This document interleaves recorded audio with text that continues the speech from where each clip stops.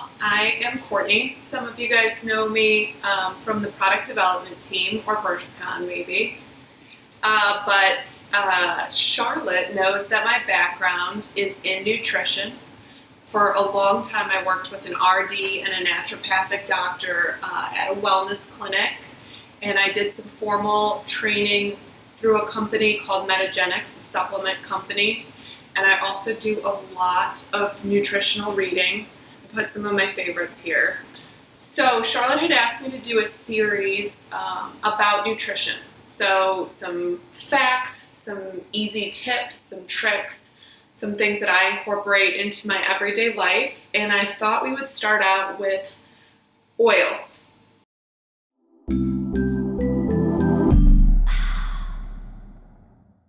So using oils in food preparation can really make a huge difference in your overall health. And I think it's something that people don't know a whole lot about. Some of us cook with peanut oils or vegetable oils, or use one type of an oil, an olive oil, or they're unfamiliar about how to buy the oils or what they're looking for when they go to the store, which there's like aisles and aisles and aisles. So I'm going to start off with healthy fats. So knowing your oils. So what are healthy fats? What are good ones to look for? What are okay oils or okay fats to look for? That's really what you're looking for in an oil. And then some to avoid. So always, just like as a rule of thumb. Here I've laid out some of the ones that live in my household. One of the staples is avocado oil. So I have that in spray form here. This is Chosen Foods avocado oil. And actually this one's gonna give you the smoke point right on the bottle. And we'll get to that later. But avocado oil, very healthy, great for cooking, good fat. Olive oil. I think you guys know by now that olive oil is a solid choice. You want to incorporate olive oil into your diet. So this one is an extra virgin olive oil, and I'll kind of go over how to choose your olive oil. Here I have, this was a new one I tried. This is called Culinary Algae Oil. I chose it. It has low saturated fat and a high level of monounsaturated fat. So I gave this a go. To be honest, I don't know too much about it, but I liked the overall profile of this oil. And I think it has a high smoke point as well. Then we've got ghee. It's a great fat. You want to look for grass-fed organic ghee if you can. Basically, ghee is similar to butter, but it's been skimmed off, so if you're lactose intolerant, ghee is very much easier to digest. And then here at the end, we've got our organic virgin coconut oil. Also a very good oil to keep in your house for cooking. Some people are worried that coconut oil is going to have like a very like the flavor of coconut, but it's actually very mild, especially if you get the virgin unrefined expeller pressed coconut oil. What I don't have sitting out here is everybody's favorite, but butter, specifically grass-fed organic butter. We use a lot of butter in this household. We're not afraid of fat in this house. These are good choices. These are what I have in my house. You can also find some of these, maybe you can't find some of these in the versions that I've talked about, but I'll go in the category of okay, not great. So you might have heard me say that some of these were what are called like expeller pressed oils or non-refined, and that's what you want to look for. But also using these in versions that are expeller pressed. Okay, so okay, not great choices. Any of these in what's going to be called a refined version. So I keep referring to these as unrefined. It's okay too if you can only find an avocado oil that says refined or a coconut oil that says refined. That's also going to be a good choice. Better than some of the other choices, which brings us to basically avoid or minimize. Obviously, cooking and what you eat is doing the best that you can. So some people live down the street from a Whole Foods. Some people don't have that option. Some people have a Walmart. I love Walmart. Walmart has some really good options. I actually think I got, you know what? I think I might have purchased all of these at Walmart. So it's good to know. So avoid and minimize. What do those oils look like? So the ones to avoid, like at all costs, so I do not bring them into my home. I even go so far as to ask sometimes at restaurants, what oils do they use to cook the foods, because it's so important. So the ones to avoid, if you can and when you can. I love eating out too, so it's not an always rule for me. But in my house it is. So no vegetable oils. And it sounds crazy, but these oils, and I'll get to the why behind avoiding them, they're not good for you.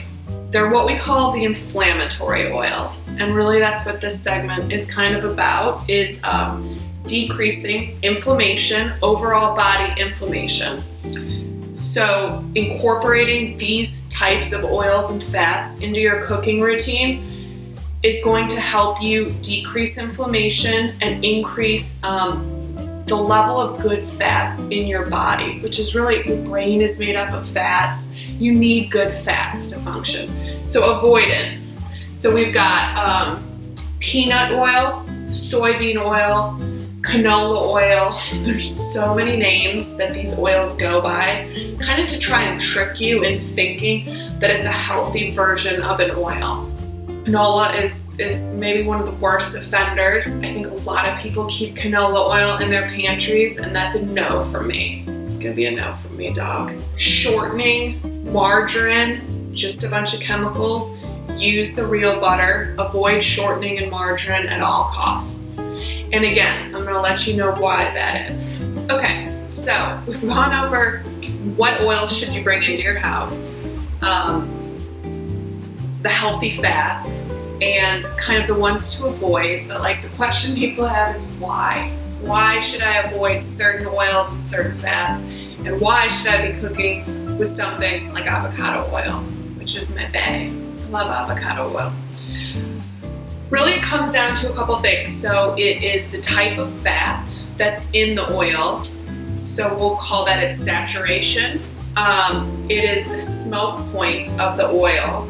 And that's going to tell you in what way you should be using it in your house, and then how processed it is. So these oils here are good fats. So the level of saturation is going to talk about what kind of a fat is in the oil. So is that a saturated fat?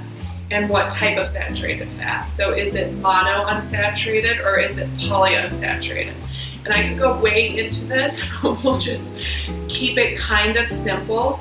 Okay, so saturated fats, good for you to an extent, really good to cook with.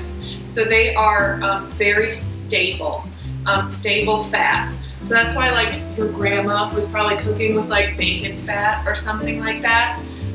It didn't come from nowhere. Butter, one of the best things you can cook at a high heat with, because the saturated fat is very stable. So it's not going to oxidize and it's not going to become rancid. And that's what you want to avoid inflammation, the nasty inflammation. That's the root cause of pretty much all disease that we've figured out. So saturated fats, like a butter, very good to cook with. High cook point, high smoke point is what it's called. Not going to oxidize very easily. So then we have our unsaturated fats. So monounsaturated and polyunsaturated. You want to get lots of fats. I think I said that. I love fat. I think one of these books is called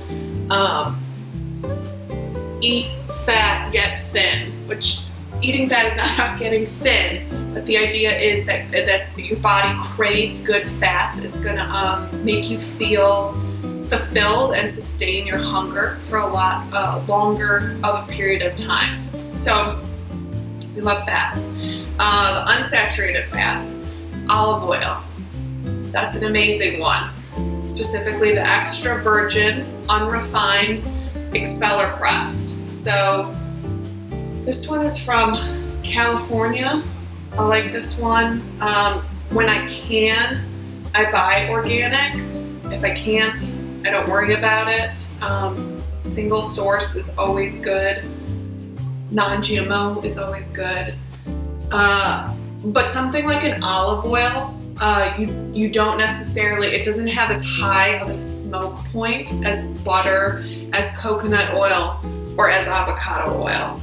So while you want to incorporate olive oil into your diet, you don't necessarily want to be like sauteing with it. So generally how I incorporate an unsaturated fat into my diet would be to use it for salads or sprinkling it on foods after I stir fry them. So let's say you saute some vegetables in a little bit of avocado oil. You can use a spray, which minimizes the amount you need.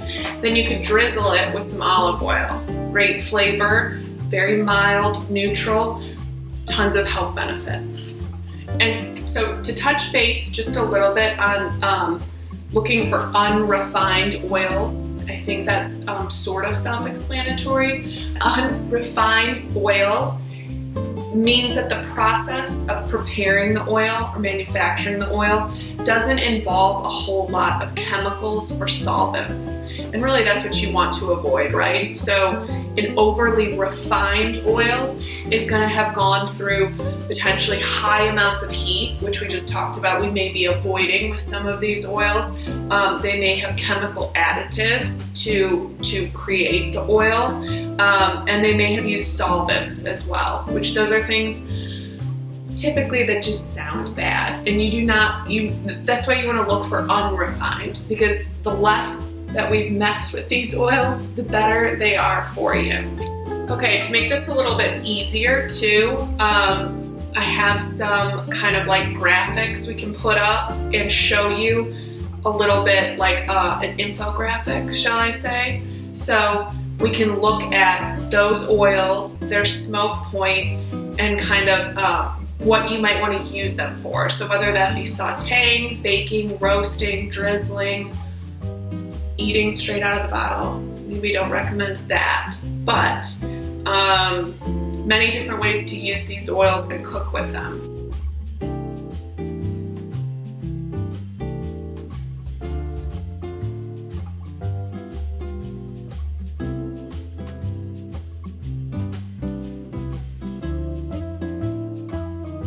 Okay, so a little bit of a small review. And I'll give you my favorites, honestly. My favorite oil with the highest smoke point, right here, it says on the bottle, 500 degrees, best to cook with over an open, like over a flame. So if you're gonna be sauteing or stir frying or baking or roasting at over 400 degrees, look for avocado oil. They've made it super affordable. It comes in various forms. So I love this little spray because it's easy to use. You don't have to use a whole lot. You can coat a pan. Great to make eggs. So if like you don't have a non-stick pan and you need a little bit of oil, avocado oil is gonna be a great option. I go through a lot. This bottle is almost empty. I think I have another bottle too here as a backup. Olive oil, really, really good for you. Monounsaturated fats, you want to incorporate these into your diet, great for inflammation. Use this for salads, for drizzling on vegetables after you've cooked them. You can use this for cooking on the stove. I do sometimes if I run out of other options, but best to keep it in its like purest state. Then you've got your butter and your ghee. Those are great, high smoke points, great for cooking on the stove, great for roasting, baking, sauteing, and great for you. In moderation, everything in moderation.